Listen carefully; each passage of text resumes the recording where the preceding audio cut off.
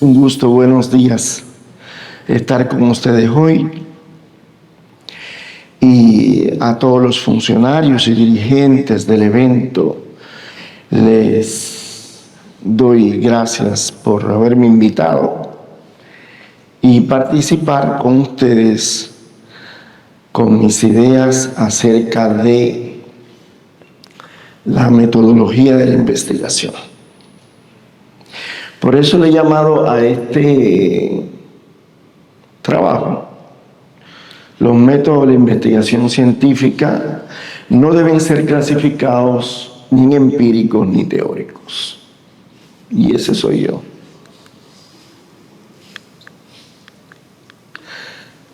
Ya se cambió. Yo tomé las palabras de Sigmund Freud, que para 1923, ustedes conocen bien a este investigador, el creador del psicoanálisis, y él había dicho: debemos ser pacientes y esperar la aparición de nuevos medios y motivos de investigación, pero permaneciendo siempre dispuestos a abandonar en el momento en que veamos que no conduce a nada útil el camino seguido durante tanto tiempo. Tan solo aquellos crédulos que piden a la ciencia un sustituto del abandonado catecismo podrán reprochar al investigador el desarrollo o modificación de sus opiniones. Esta frase que yo he tomado del gran investigador vienés, lo principal que existe en ellas es que es necesario cambiar el curso de la ciencia cuando el reporte de nuevos resultados aparecen en la palestra de algún área del saber científico. Por eso,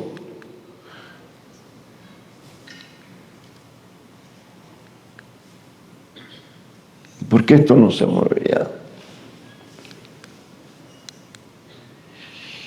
El objetivo que he perseguido con esto que le voy a exponer es demostrar que los métodos de investigación científica no deben ser clasificados ni en empíricos ni teóricos en virtud de su naturaleza, estructura y funcionalidad inherentes.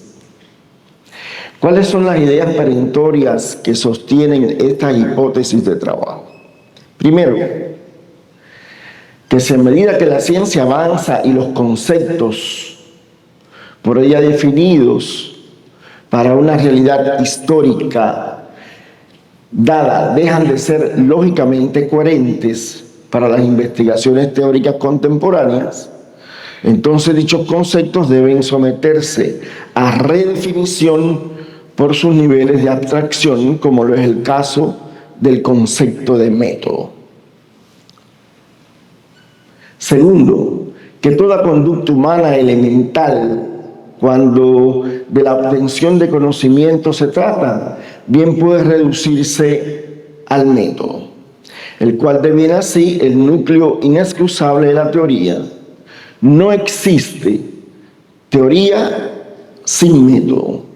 El conocimiento científico es el resultado incuestionable de la aplicación de un método. Esto debe quedarnos a nosotros bien claro. Los disertantes que me antecedieron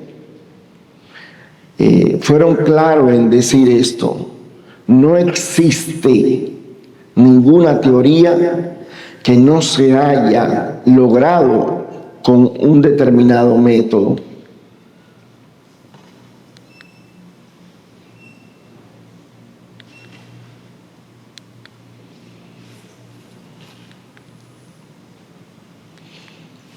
Okay. Fíjense, la primera pregunta que nos hacemos cuando de método se trata.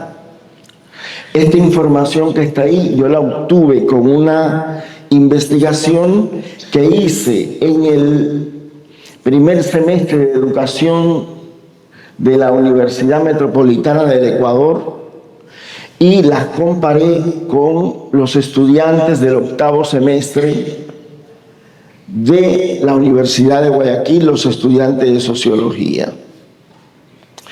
Cuando yo le pregunté qué entendían por método, porque no existe teoría sin método, porque todo el conocimiento teórico, científico que se obtiene tiene que ser obligatoriamente sobre la base de un método, entonces pregunté a estos estudiantes el primer semestre de educación en la Metropolitana y en el octavo semestre de los estudiantes de sociología en la Universidad de Guayaquil, y miren las respuestas que ellos me aportaron. El método es una vía, el método es un camino, el método es lo que utilizamos para adquirir información y conocimiento. El método es una técnica para recopilar información, es una forma de llegar a un objetivo, es una manera de concretar el objetivo, es un procedimiento, una herramienta, es una ejecución para llegar al objetivo, un procedimiento para alcanzar un objetivo, un instrumento para recoger información, y así sucesivamente. Lo mismo sucede con los estudiantes de sociología. Salta a la vista que en ambos casos me están definiendo el concepto de método como vía o camino. Estamos en el siglo XXI, ¿no? 21. Pero seguimos definiendo que el método es una vía o un camino, como lo había definido en el siglo XVII Renato Descartes o Renatus Cartesius, o como había sido definido por Juan Amos Comenius en su llamada Didáctica Magna. Vía o camino. Y la primera pregunta que yo me formulo es: ¿serán estos conceptos, vía y camino, algo claro, operacionable, que realmente funcione en una investigación científica? Esa pregunta es crucial. ¿Por qué? Porque lamentablemente, creo yo, las investigaciones en la palestra educacional, en la palestra de ciencias sociales, como por ejemplo la didáctica, la metodología, la lógica, la psicología, la epistemología, etcétera, están pletóricas de conceptos que a mi juicio no funcionan en una investigación científica. Y yo subrayo esa idea, ¿no? No funcionan en una investigación de naturaleza científica. Por eso, a mi juicio, el método debe ser definido, el método debe entenderse como una acción que, subordinada a un objetivo consciente, se ejecuta para alcanzar el resultado esperado.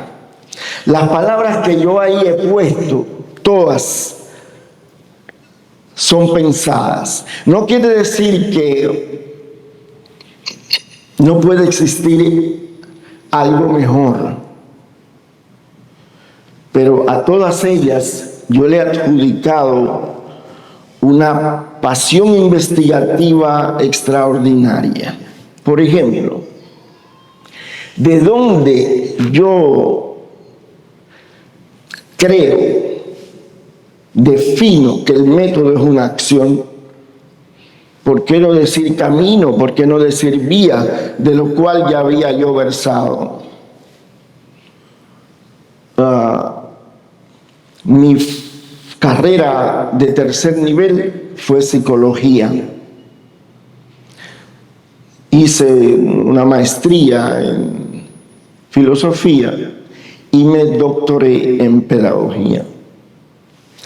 De manera que cuando hablamos de las ciencias de la educación, quiere decir que entre esas ciencias existe algo que las comunica, que las integra, que las hace común. Y son justamente los términos que como conceptos se emplean. El término acción es una de ellas. El término acción es un concepto de naturaleza psicológica. ¿Y qué es una acción? Dice la psicología que es una forma de ejecución de nuestra actividad, de nuestra comunicación, en síntesis de nuestra actuación. ¿Por qué yo puedo hacer eso? El método es una categoría metodológica, no hay dudas. Dice metodología, quiere decir que la metodología es aquella ciencia que se dedica al estudio de los métodos. Ahí no hay dudas. Y la psicología es aquella ciencia que se dedica al estudio de la psiquis humana o animal, en tanto hay animales que poseen, al igual que nosotros, poseen psiquismo, como las aves y los mamíferos. ¿Por qué el método es una acción si esto es psicológico y esto es método? Permítanme aludir a un ejemplo que he creado, y perdónenme que hable yo de yo, perdónenme por favor, porque lo he creado. Supongamos que hay dos personas, un hombre y una mujer, y esas dos personas se están besando en la boca. Hay dos personas, un hombre y una mujer, y se están besando en la boca. El hecho, porque toda investigación parte de los hechos, el hecho es que ese hombre y esa mujer se están besando en la boca. Ahora viene la ciencia. La ciencia es también interpretación. Vamos a interpretar ese hecho. Y hay muchas personas, entre ellos profesionales, que están observando ese hecho. Y por ejemplo, existe un demógrafo que está observando el hecho y dice, mírenlo, ahorita hay casamiento, luego vienen hijos, y sube el número de la población. Pero ese hecho puede estar siendo observado por un jurisprudente, un notario, y dice, miren, se están besando, ya ahorita tengo casamiento. Y cuando ellos se casen, no nos preocupemos, que es probable también que se divorcien. Así que tengo plata al que se casen y al cuando se divorcien. Pero ese hecho también puede estar siendo observado por un psicólogo. ¿Qué es lo que interpreta probablemente el psicólogo? Interpretaría, miren cómo se transmiten lindos estados de ánimo, amor, ternura, pasión. Pero supongamos que también ese hecho está siendo observado por el marido de la mujer que está allí con el otro. ¿Ustedes se imaginan lo que pensaría? Eso quiere decir, como hoy muchos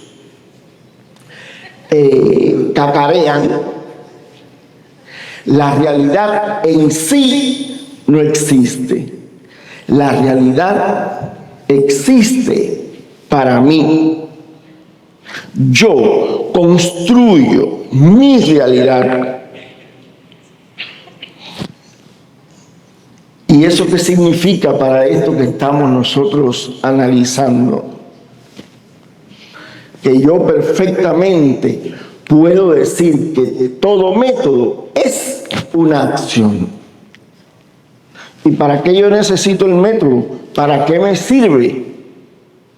Como acción me sirve, y eso lo decía la doctora, creo que se llama Cintia, ¿no? La primera, la doctora decía, cuando hablaba de la innovación, hablaba del carácter transformador de la innovación. Por lo tanto, toda acción que tiene un carácter transformador. Lo que sí quiero resaltar en esto es que el carácter transformador no es de usted hacia su realidad, sino también de usted como realidad. Yo, al transformar mi realidad que está fuera de mí, también me transformo a mí mismo como realidad. Por eso es que el método, sin método, no hay conocimiento. No hay conocimiento. ¿Qué nos compete hoy?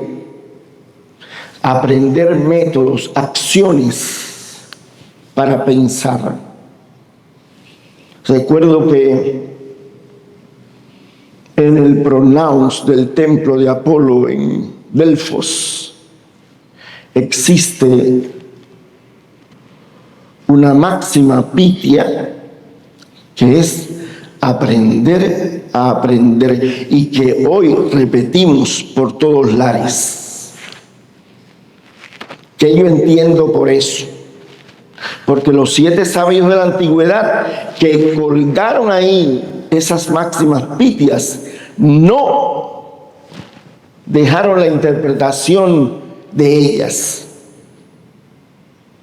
¿Qué interpreto yo por aprender a aprender? Esto, que usted tiene que aprender acciones para usted poder obtener conocimiento, porque no existe conocimiento si no hay método. Si yo quiero obtener un conocimiento que sea la comparación de teorías, digamos la teoría de Sampieri con la teoría mía sobre la metodología de la investigación, yo tengo que haber aprendido a comparar. Y la pregunta de rigor, aunque es de rigor, es muy simple. ¿Y qué es comparar? Comparar no es otra cosa que hallar semejanzas y diferencias entre dos objetos o entre dos atributos de un mismo objeto. Pero si el estudiante no sabe comparar, tiene que aprenderlo y urgente si entró a la universidad. Yo he oído muchos profesores que a veces dicen: pero usted sabe, mi estudiante tiene problemas porque él no aprendió a hacer esto y aquello en los niveles precedentes. Y digo yo, por Dios, pero eso es como ir al médico y decir: ¿usted a qué viene? ¿Por qué usted está enfermo? Váyase. No. Si a usted llegó el estudiante enfermo, usted tiene el deber de curarlo. Y el deber de curarlo, digo yo, es comenzar porque él aprenda esas acciones. Otra cosa más, todo método es una acción Y esa acción está subordinada a un objetivo consciente. Miren esto. Quiere decir que no hay acción si usted no se propone un objetivo que es consciente. Decía un gran filósofo, el peor arquitecto se diferencia de la mejor abeja en que antes de hacer su edificio, ya lo ha pensado, lo ha planificado. Y esas palabras también estuvieron en la exposición de la doctora Cintia.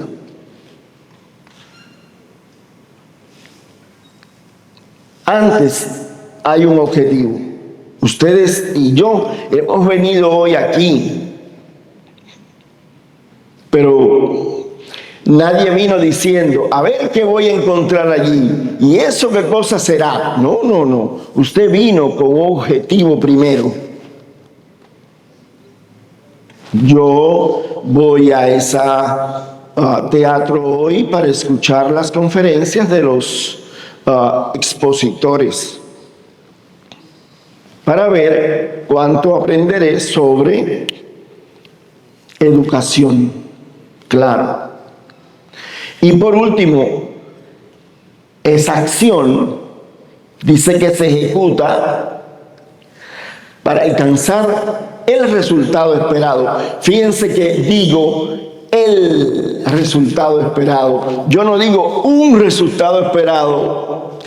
Es el resultado que yo programé. ¿Saben? Cuando nosotros hacemos diseños de investigaciones, a veces nuestras hipótesis son impugnadas, no son confirmadas mediante la investigación, son impugnadas. Como eso no se me permite, entonces, ¿qué yo hago? El resultado esperado lo modifico a favor de lo que yo investigué. Y eso es grave en las investigaciones de sesgo pedagógico y educacional. Él es un artículo determinado, no es cualquier resultado. ¿Cuál es ese resultado esperado en el contexto educacional? El estudiante solo puede aprender dos cosas y ya. Y ustedes podrán decirme, pero profesor, ¿qué absoluto es usted? ¿Cómo que solo puede aprender dos cosas? Sí, el estudiante solo puede aprender conocimientos o puede aprender habilidades y hábitos. Que lo uno ahí, acciones. Pero no vayamos lejos. Cuando yo entré ahí en Wagner, está puesto que venimos a aprender conocimientos y habilidades. Esa es la cuestión. Porque no hay obtención de conocimientos si nosotros no tenemos habilidades y hábitos para aprenderlos. Eso es sumamente importante.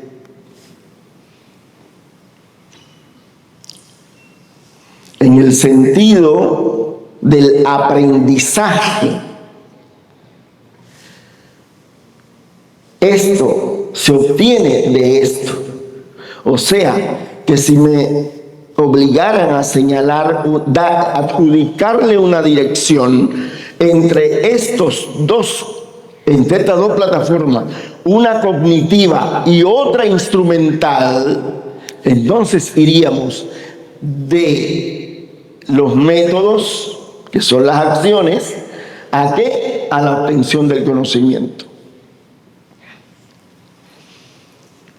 el estudiante en el espacio áulico, sea cual sea la metodología,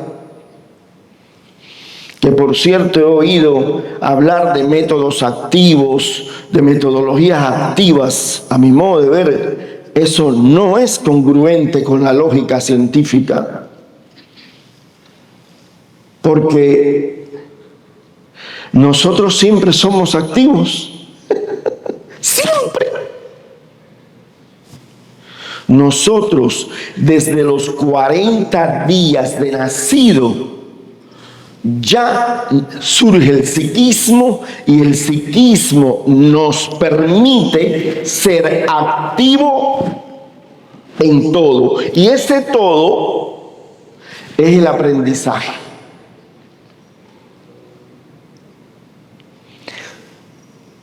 ¿Para qué usted aprende? ¿Por qué tenemos que aprender? Porque el hecho de aprender nos adecua, nos ajusta, nos adapta a todo el entorno natural o a todo el contexto social donde nosotros vivimos. Yo soy extranjero en este lindo país, y para yo dar clases en la universidad, yo tuve que adecuar mis términos. Yo no puedo hablar como un cubano, porque el estudiante perdería tiempo en decir, ¿usted de qué está hablando? Sí, que yo debo utilizar la jerga, los términos y adecuarme a la idiosincrasia del ecuatoriano. Donde estuvieres, haz lo que vieres, dice el proverbio. Ahora bien, el conocimiento no es solo científico, hay un conocimiento empírico. Y créanme, de aquí a aquí hay mucha brecha. Este conocimiento científico está lleno de leyes. Está lleno de leyes que no es más que la relación entre las categorías. Está lleno de principios. No es cualquier conocimiento, porque hay que mantener esas leyes. De aquí lo que quiero es que en ustedes quede que si queremos obtener en la universidad conocimiento científico, entonces estamos obligados a enseñar al estudiante a pensar. Y ahí va la otra pregunta de rigor. ¿Y qué cosa es pensar? Porque pensar, a mi juicio, es un saco que no dice nada. Pensar no dice nada. ¿A qué debo enseñarlo? A comparar. Debo enseñarlo a clasificar, que son habilidades de base, son basales para construir esto. Pregúntense, ¿qué es clasificar? Me imagino que, aunque no me respondan, ahora en la cabeza de ustedes surgen muchas respuestas, que no es el momento ni el tiempo para oírlas. Pero lo que sí yo estoy convencido es que clasificar, lo dice la palabra, es formar clases. No hay de otro. A veces la realidad está delante de nosotros y nosotros formamos unos problemas de esos ¿Qué es clasificar? Formar clases. ¿Quiénes son los que poseen psiquismo? Yo los clasifiqué. Los seres que tienen psiquismo son aves y mamíferos. Y dentro de los mamíferos no solo está el hombre y algunos animales, sino también están los cetáceos y toda esa gente. El estudiante tiene que aprender a clasificar. Y una tercera habilidad para aprender esto, digo yo, porque además cuando usted se lee todos los libros de educación, yo he contado hasta 167 habilidades. ¿Qué alumno puede con eso? ¿Qué profesor puede con eso? Usted lo que me está volviendo loco. Pero si yo le digo a usted que el estudiante tiene que aprender a comparar, a clasificar y a valorar, es muy probable que cuando llegue el momento el estudiante sepa crear conocimiento científico, o sea, teórico. Las investigaciones que se hacen para terminar la universidad. Pregunto, seamos sinceros, ¿son investigaciones en el real sentido de la palabra o son movimientos psíquicos de actividad investigativa en el plano formativo? En el plano formativo, trate de dejar a un alumno solo. Vamos a ver, porque él pasó por 9 semestres. 9 semestres para hacer una investigación. Y el tutor o los tutores que les ponen tienen que estar al lado de él punto por punto. Pero si usted dio metodología de la investigación 1, 2, 3, proyectos de elaboración de proyectos, ¿cuántas cosas dio el estudiante? ¿Y por qué el estudiante sale cansado, para decirlo eufemísticamente?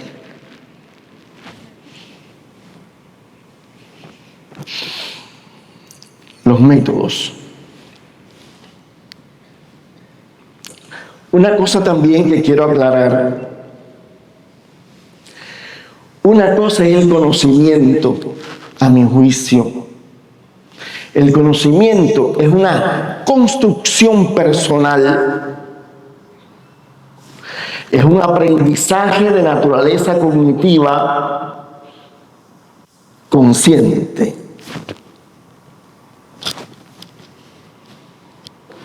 ¿Saben qué me quiere decir esto? Que no hay aprendizaje significativo. Que alguien me diga qué es lo que usted aprende que no tenga significado en su vida. Dígame una sola cosa.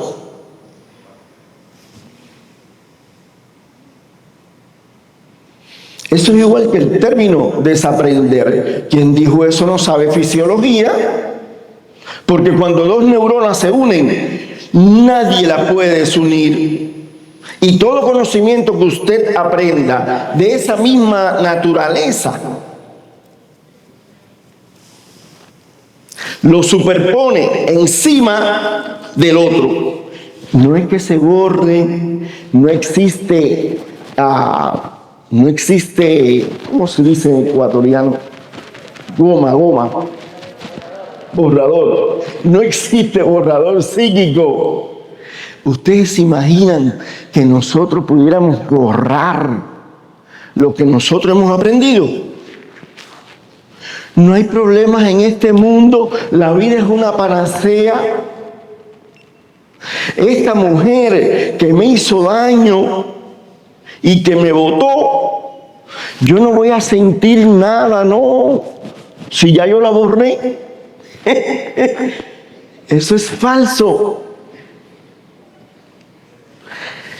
Todos los errores que nosotros cometamos, lo aprendimos por algo y para algo. Y todos fueron significativos. Por tanto, es reiterativo, pleonástico, repetitivo que yo diga aprendizaje significativo.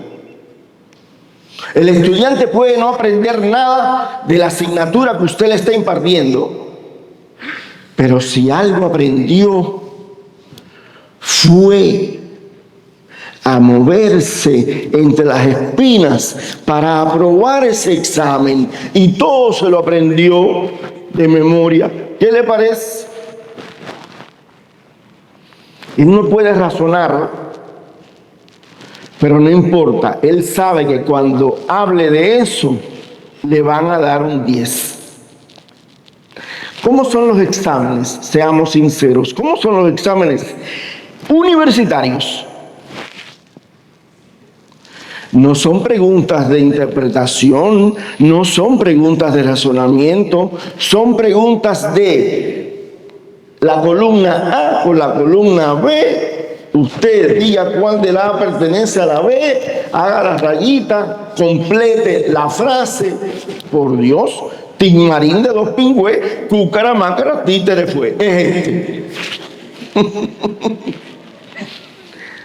Y fíjense que hay algunos estudiantes que le dicen a usted: profe, oiga, saqué 10. Yo no pensaba sacar 10. Claro, si él no sabe de lo que le estaban preguntando. Y eso es lo que pasa con esto que está aquí. El conocimiento es una construcción personal. Ustedes no quieren protagonistas. Este es el protagonismo. Pero no es que el estudiante se siente en mi clase y yo sea una enciclopedia ambulante y el estudiante diga: ay, profe, como usted sabe. No. Yo estoy dirigiendo el proceso de aprendizaje, valga la redundancia, de mi estudiante. Y ahí traigo a colación otra idea. Quien enseña no aprende. Quien está aprendiendo no enseña. Porque he oído eso, me tienen el oído cansado de yo oír: no, yo como docente también aprendo del estudiante. Falso. El día que yo aprenda del estudiante lo que yo tengo que enseñarle al estudiante, en ese momento, en ese instante, yo soy estudiante y él es mi maestro. Ustedes han probado decirle a algún estudiante: venga, póngase aquí a dar la clase por mí. El estudiante puede enseñarme cómo se dice chiro en ecuatoriano, que se dice chiro, ¿no? Sí, porque en mi jerga se dice: estás en carne. Ahí sí, él fue ahí mi maestro. Es verdad. Pero yo no aprendí, cuando yo estoy dando química y biología, yo no aprendí de mi estudiante que la tabla periódica de los elementos químicos de Mendeleev, que la hizo en 1869, tiene 8 columnas, o 18, o tiene 17 o 7 filas. Eso no me lo enseña a mí el estudiante. Sino, entonces, ¿para qué estoy en el aula? No hago falta. Vayan a la IA con todo lo que la IA nos reporta. Y no estoy hablando peyorativamente, estoy hablando meyorativamente. Claro. Esto responde a la fórmula general del conductismo, estímulo-respuesta, que para mí es un aprendizaje instrumental motor. Lo que quiero es que cuando ustedes se marchen, yo no estoy pretendiendo que ustedes cambien nada de su psiquismo. No. Pero cuando ustedes hoy vayan a almorzar, vayan a comer o se acuesten a dormir, ustedes piensen en esto.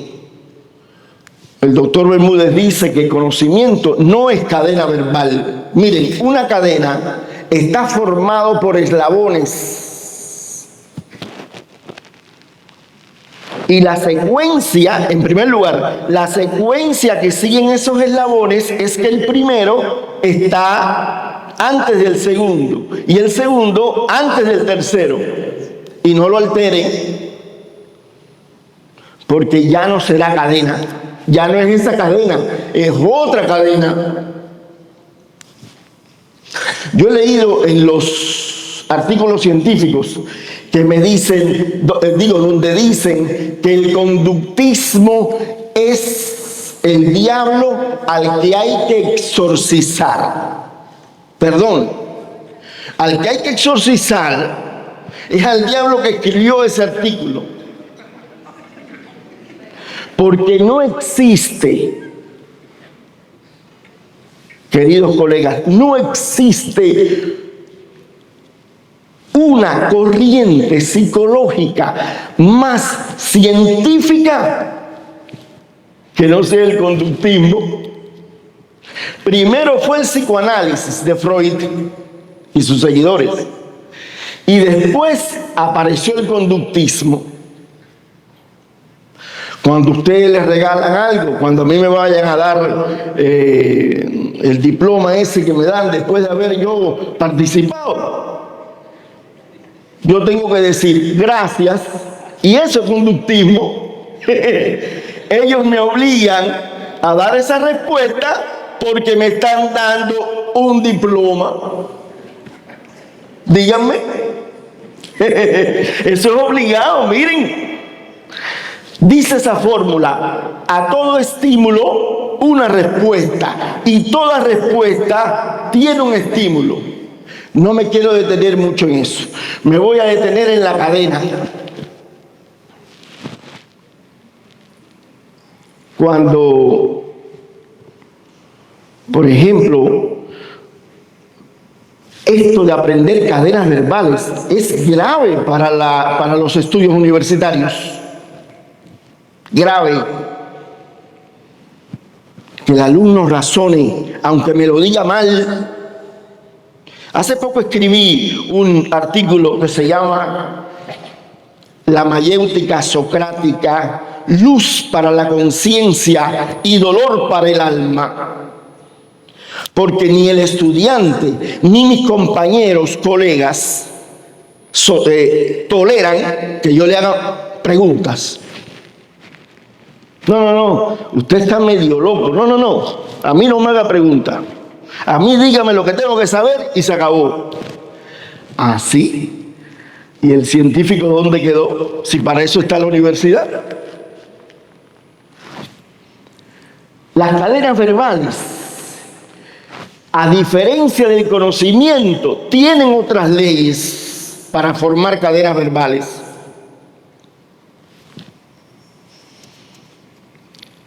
Los niños tienen que aprenderse las tablas de multiplicar.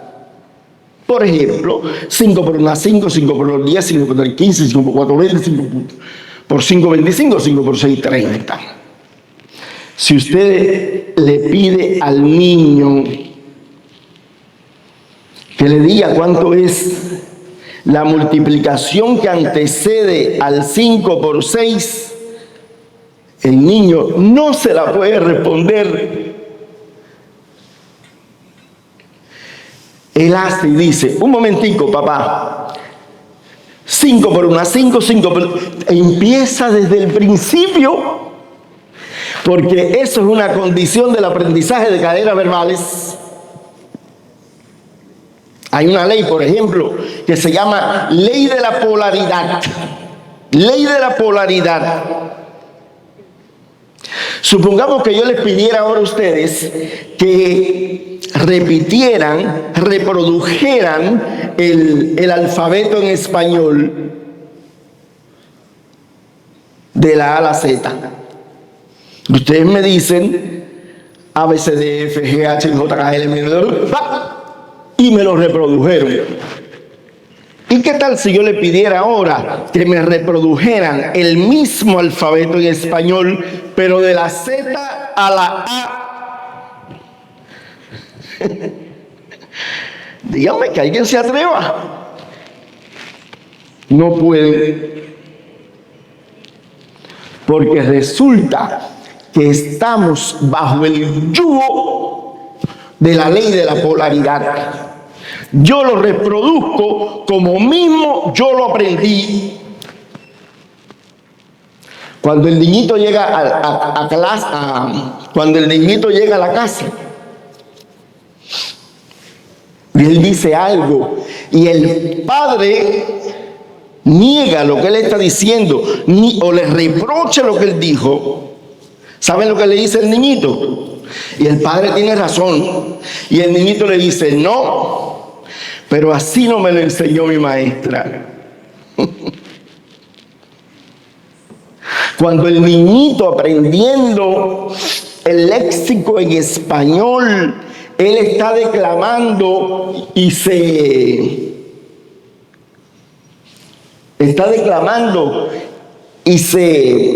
confunde, se le olvida. ¿Qué hace?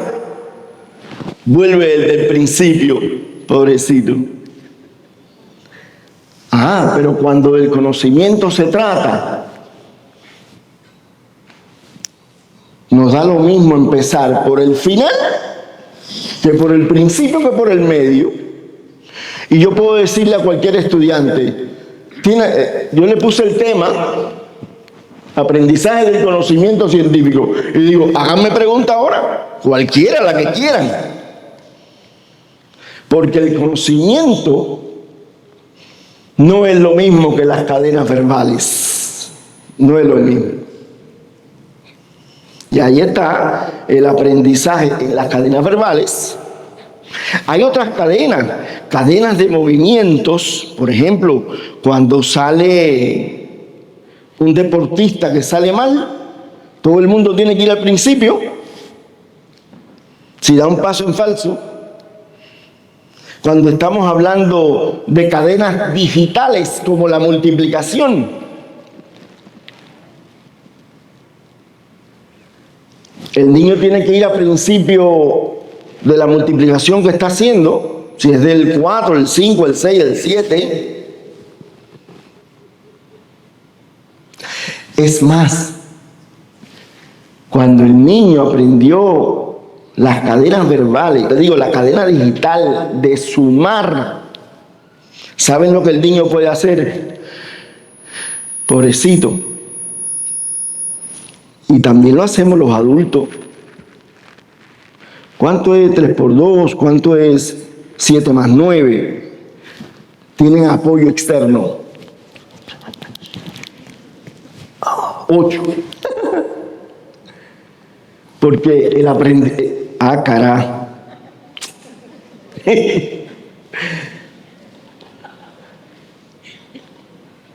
Porque la cadena verbal no es pertinente a los estudios universitarios. ¿Por dónde empieza cuando nos obligan a enseñar esto? ¿Saben por dónde empieza? Por el sílabo, el plan analítico. Usted tiene que dar esto antes que esto. Pero si el estudiante no ha aprendido eso, ¿cómo yo le voy a dar esto? Por ejemplo, en las escuelas de arte sí hay grandes programas. Usted no aprende una escala acromática en la música si usted no ha aprendido la escala cromática. Cuando usted le demuestra al profesor que usted ya aprendió eso, ahora aprende lo otro. ¿Quién puede aprender a correr sin caminar? Por Dios.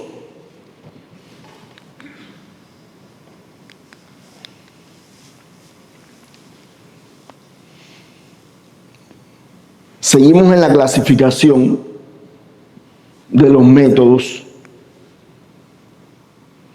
Los métodos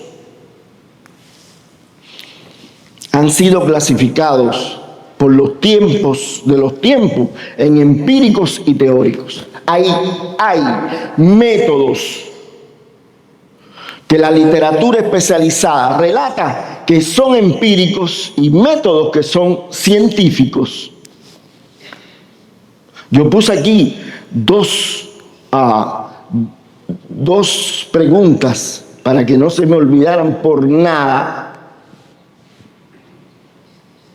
Si el conocimiento que nosotros los vimos atrás, si el conocimiento es empírico y teórico, científico, y el método es algo diferente, que es una acción, porque el conocimiento es una generalización.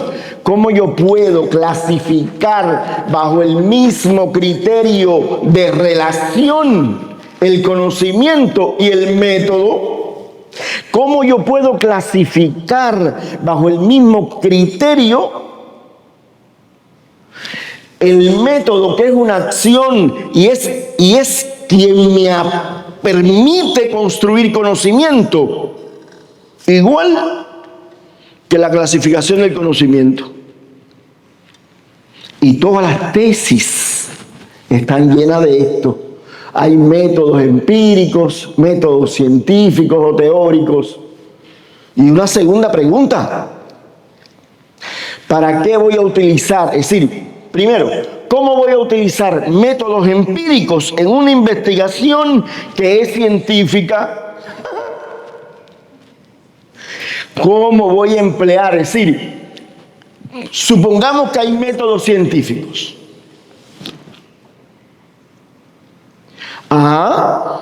Si hay método científico, yo elijo el método científico y ya el conocimiento que obtengo es científico. ¿Qué panacea? Miren qué bien. Yo uso el método científico. Hágame el favor. Piensen lo que está diciendo. En primer lugar, porque el método científico no es que la acción sea científica. Método científico significa, eso es un concepto, no es una acción, es un concepto que lo inventó en el siglo XVI, 1632. Lo inventó el inglés Francis Bacon.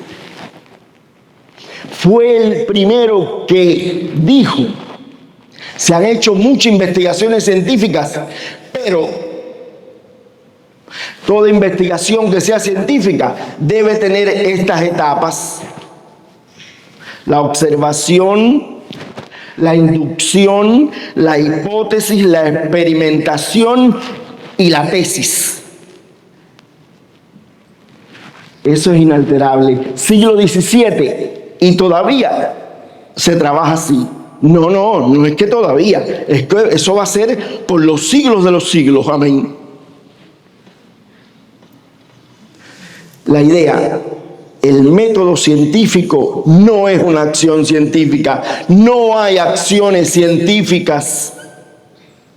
El campesino que nunca fue a la universidad produce verdes, bellos, lindos, mejor que el que egresó de la universidad, de la Facultad de Agronomía, ¿o no?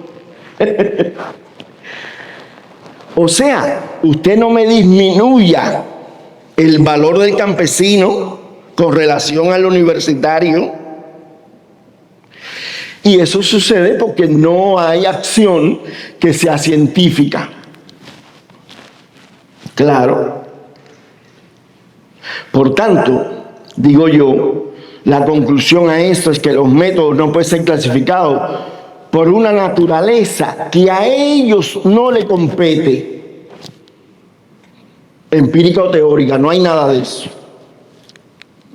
Hay alguien detrás de mí que me parece que me están botando ya.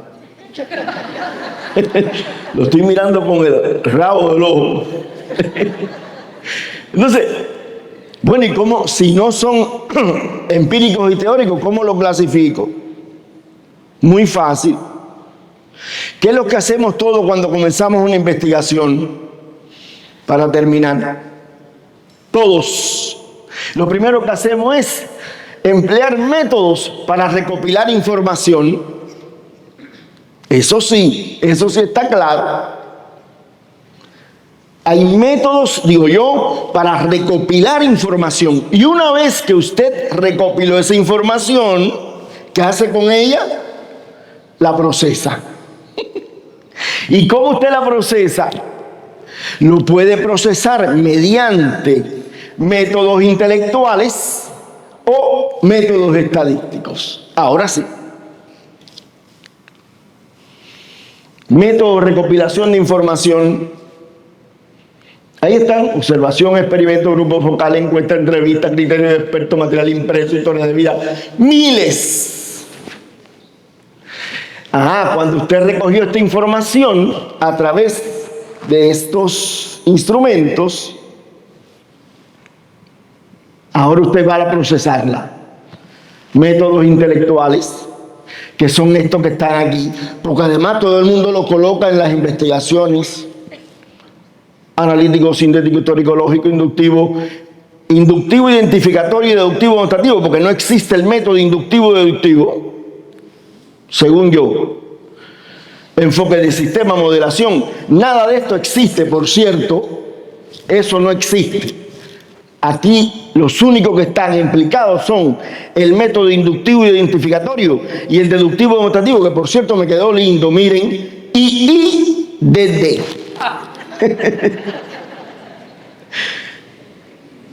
Esa es la cuestión. Y los estadísticos, bueno, estadística descriptiva y la estadística inferencial. Déjenme ver qué me encuentro yo por ahí. Quiero enseñarles esto.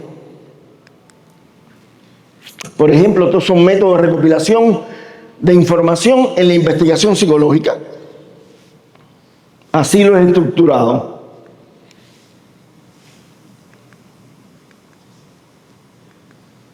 La conclusión es que la definición del concepto de método no debe ser como vía o camino, sino una acción que se subordina a un objetivo consciente y se ejecuta para lograr el resultado deseado, el conocimiento. Y esto trabaja como le da la gana. Continuación. No.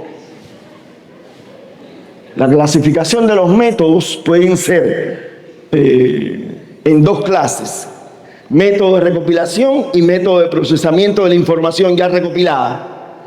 Y estos, a su vez, pueden ser métodos intelectuales y métodos matemático-estadísticos.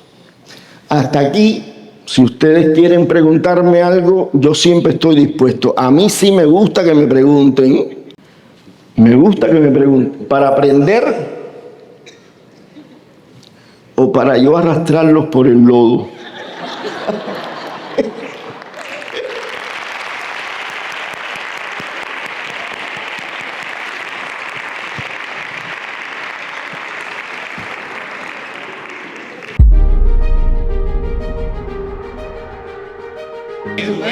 Somos imparables.